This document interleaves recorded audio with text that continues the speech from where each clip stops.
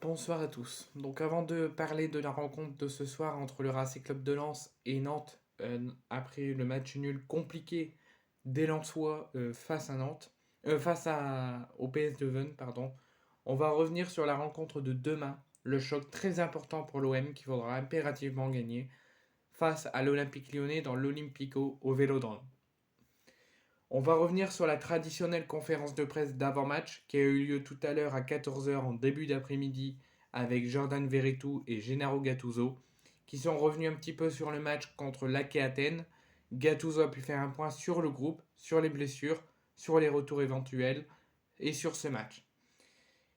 Jordan Verretou donc a démarré la conférence de presse avant de laisser sa place à son coach et il a démarré sa conférence de presse en refaisant un point personnel sur son état de forme personnel et sur l'état de forme du groupe après la victoire jeudi contre l'AEK Athènes et avant ce match face à Lyon dimanche.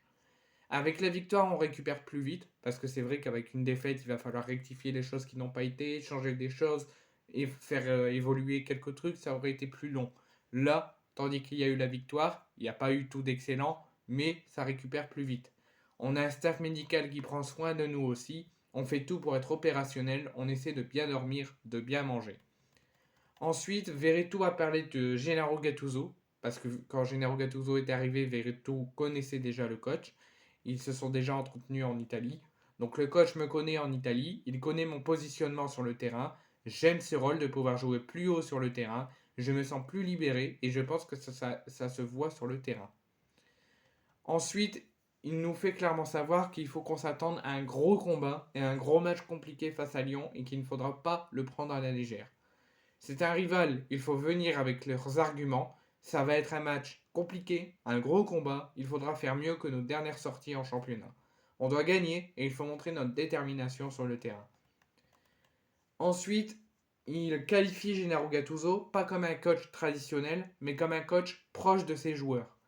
C'est quelqu'un qui est proche de nous, il aime rigoler, mais il a aussi beaucoup de rigueur. C'est un ensemble, il nous apporte beaucoup. Ensuite, il nous fait savoir à nous supporters, mais aussi aux journalistes, mais aussi à ses coéquipiers, qu'il faut s'attendre à avoir un match compliqué, un match combatif, mais surtout à avoir des joueurs lyonnais qui seront de mort de faim face à l'OM.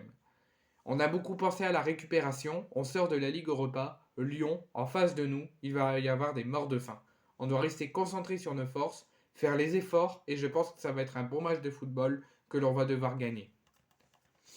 Ensuite, il nous fait savoir que Gattuso a eu lors d'un entraînement un discours déculpabilisant en disant que si un joueur se loupe sur un penalty, sur un coup franc, sur un corner, sur une frappe, ou même à l'entraînement qui a fait un mauvais entraînement, c'est pas grave. Il a clairement passé un message. Son premier message en son arrivée, c'est de dire tu loupes, c'est pas grave. On loupe tous, ça fait du bien, ça relâche un peu la pression. Nos résultats ne sont pas suffisamment bons, mais dans le contenu, c'est mieux sur ces 4-5 derniers matchs. On veut et on va s'appuyer là-dessus dimanche. Ensuite, il a parlé de sa relation personnelle avec les supporters de l'OM, mais aussi la relation qu'a eu jeudi les supporters de l'OM avec ceux de l'AEK Athènes. Quand tu te fais applaudir, c'est toujours agréable. Nous, sur le terrain, on ne triche pas. On donne tout pour eux. C'est bien de voir tout un stade qui s'applaudit, dans la joie, avec cette fraternité avec les Grecs. J'ai toujours eu une bonne relation avec les supporters. Ils sont exigeants, mais c'est l'OM. Ils sont avec nous. Quand on donne tout pour les rendre fiers, c'est notre 12e homme. Ensuite, il nous fait clairement savoir que pour lui, par rapport à la saison dernière où c'était plus facile à l'extérieur et plus difficile à domicile, il nous fait savoir, il nous donne un avis personnel que pour lui, depuis le début de saison, l'OM est plus à l'aise à domicile, commence à l'être à l'extérieur, mais qu'il y a beaucoup de progrès à faire et à démontrer pour que l'OM soit à l'aise totalement à domicile et totalement à l'extérieur. Oui, on est plus fort à la maison que la saison dernière et c'est en grande partie grâce à nos supporters. Il faut faire plus à l'extérieur car on a perdu trop de points et ce n'est pas suffisant. On se sent bien chez nous, au Vélodrome, on donne tout pour être bon. Ensuite, il est revenu sur ce match contre Lyon demain, qu'il attend en plus d'un gros combat, encore plus d'un match difficile, qu'il s'attend à avoir des Lyonnais en mort de faim. Il nous fait clairement savoir que il va falloir s'attendre à un match engagé face à Lyon, qu'il va falloir être prêt pour le combat Et il nous fait savoir qu'avec le coach, ils ont déjà commencé à parler de Lyon et que plus les heures passent, plus ils vont rentrer dans notre tête. C'est un match important pour nous, pour eux, ça va être un match engagé, il faudra être présent et sérieux. Ensuite, il nous fait clairement savoir qu'il n'y a pas de hiérarchie de penalty.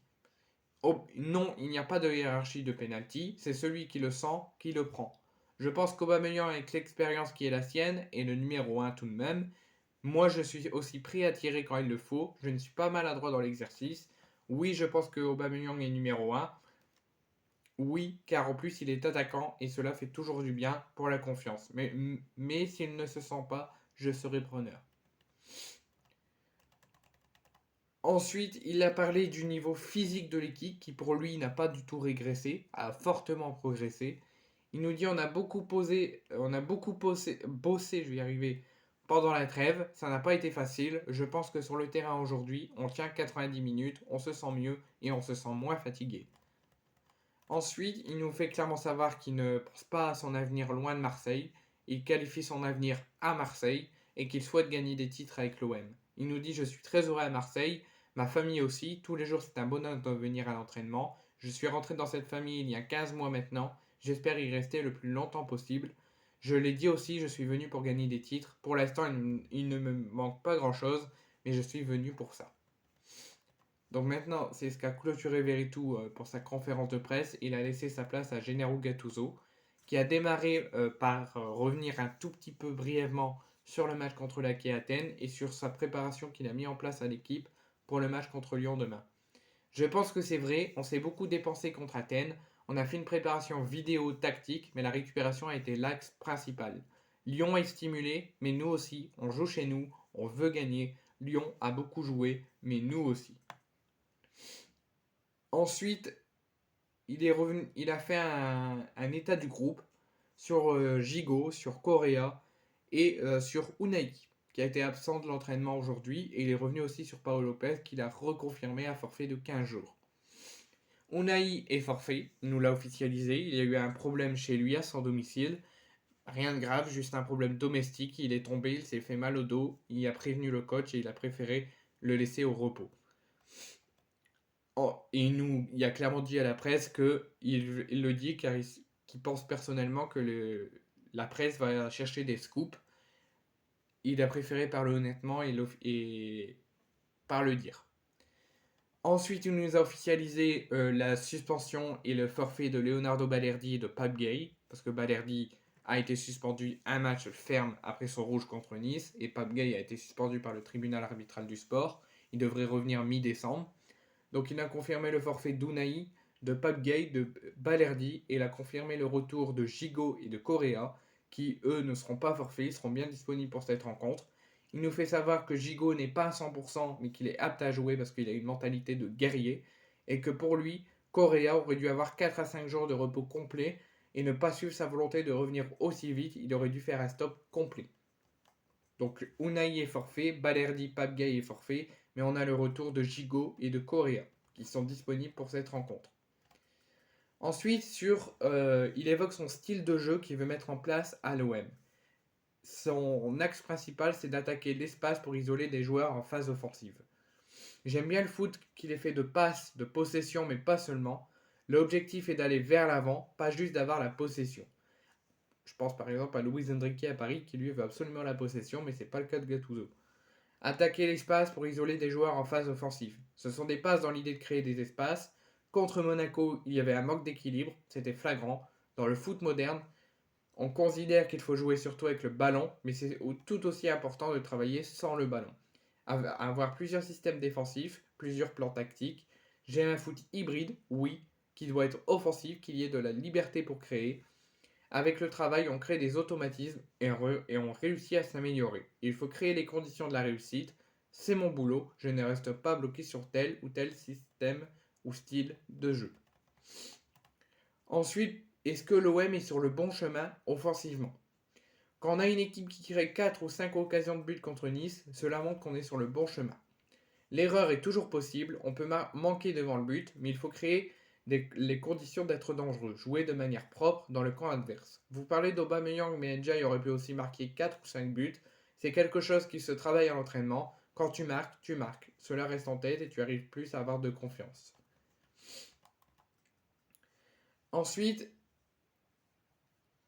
il nous fait savoir clairement qu'il faut arrêter de prendre ce match à la légère. Il faut le prendre avec un très grand sérieux.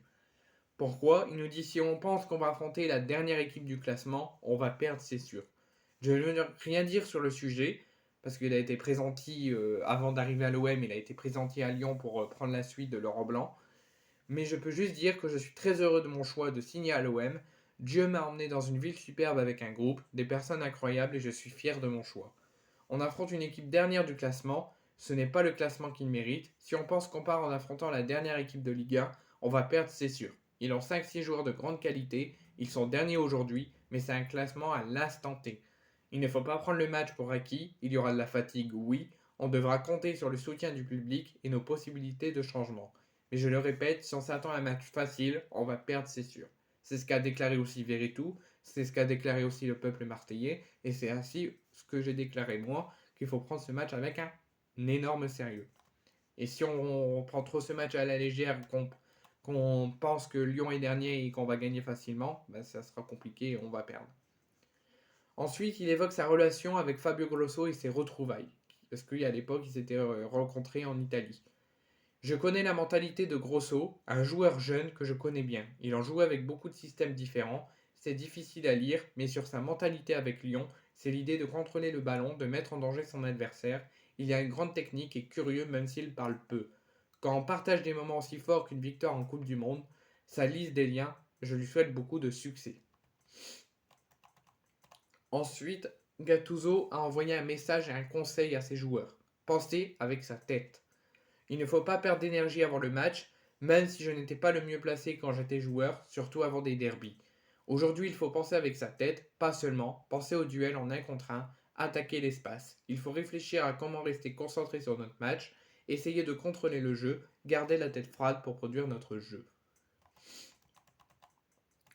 Ensuite, il a continué à parler en nous disant qu'il n'avait pas encore visité Marseille depuis son arrivée. Je n'ai pas encore visité la ville, j'ai pris une maison à 2 km avec ma femme et mon fils. J'ai beaucoup de respect pour Marseille, mais je suis un fou de foot. Je passe mon temps en centre d'entraînement, j'espère avoir le temps de visiter sur un jour de repos, aller au restaurant, mais pour l'instant ce n'est pas le cas.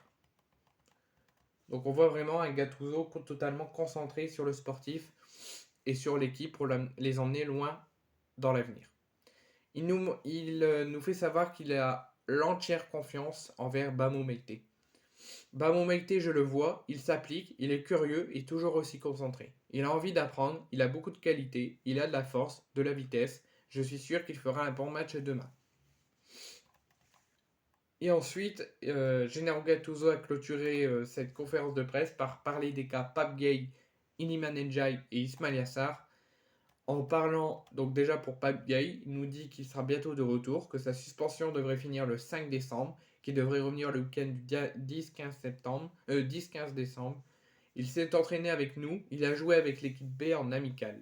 Concernant Ismail Yassar et Iliman Ndiaye, j'en ai déjà parlé. J'ai dit à Yassar de se réveiller, de se rappeler ses qualités de vitesse qu'il exploitait en première ligue. Et à Iliman Ndiaye, il y a 10-12 buts dans les jambes. Il ne faut pas qu'il perde sa dynamique et son envie.